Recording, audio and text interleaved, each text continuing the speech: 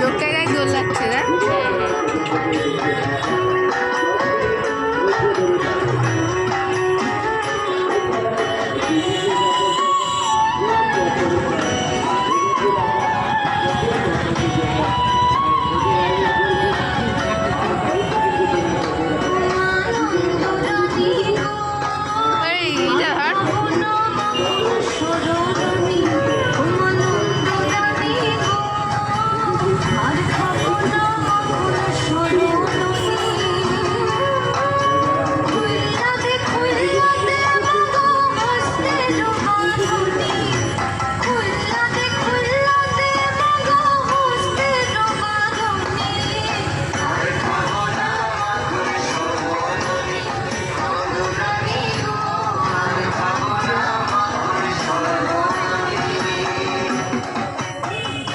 দেখেছো দেখেছো আমার গোপাল কেমন করে খিলখিল করে হাসছে। আমার গোপালের হাসি দেখলে না আমার প্রাণটা জুড়িয়ে যায়। দেখো দেখো কেমন দাঁত বার করে হাসছে। দেখেছি দেখেছি যশোদা, ছেলেকে নিয়ে সবসময় মেতে থাকলে তো আর আমার চলবে না।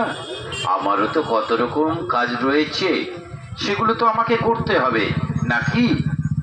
আমারও তো ইচ্ছে করে ছেলের সামনে সবসময় বসে থেকে ওকে আদর করি, চুমু খাই।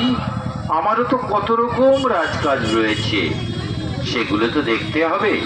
ঠিক আছে, তুমি ছেলেকে আদর করে এসো, আর আমি আমার কাজে চললাম, কেমন? ঠিক আছে মহারাজ, আপনি যান, আমিও আসছি, আমারও অনেক কাজ পড়ে রয়েছে। এই দুষ্টু ছেলে, তুমি এখানে দোলনায় বসে মনের সুখে খেলা করো, আমি আমার কাজে যাচ্ছি। কেমন? কোনো দুষ্টুমি করো না কিন্তু।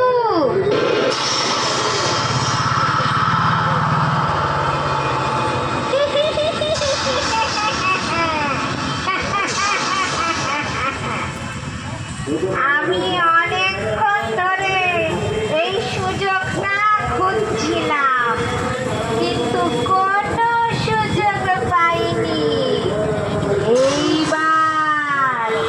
এইবার সেই সুযোগটা যখন পেয়েছি, আর দেরি করা ঠিক হবে না।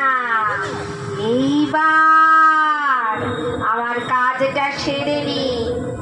এই বাচ্চাটাকে মারতে পারলে আমি কংসের কাছ থেকে অনেক পুরস্কার পাবো।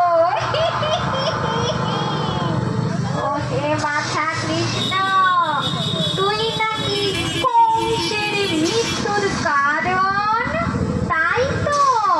কংসের আদেশে আমি তোকে মারতে এসেছি, বুঝলি বাছা কৃষ্ণ? আমার এই বুকে বিষাক্ত বিষ মাখিয়ে এনেছি, এই বুকের দুধ খাইয়ে তোকে আমি শেষ করে দেব।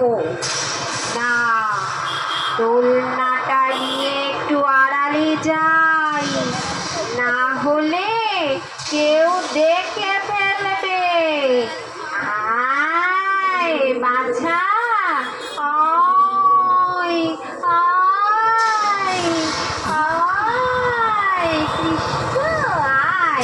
তোকে দুধ খাওয়াতে খাওয়াতে আমার বুকের তীব্র বিষে তুই জ্বলে পুড়ে শেষ হয়ে যাবি, আর রাজা কংস আমাকে পুরস্কার দেবে।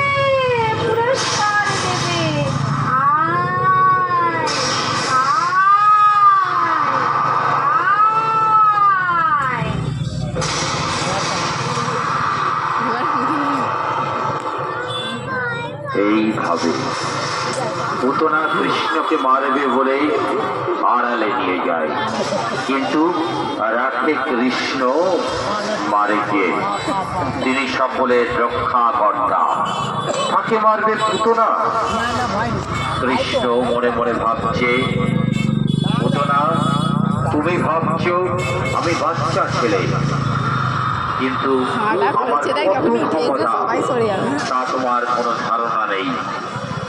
তুমি আজকে আমার হাতে বিনাশ হবে। তুমি তো সেটা জানো না পুতনা। তবে দেখো পুতনা, আমার কত শক্তি, আমার কত ক্ষমতা।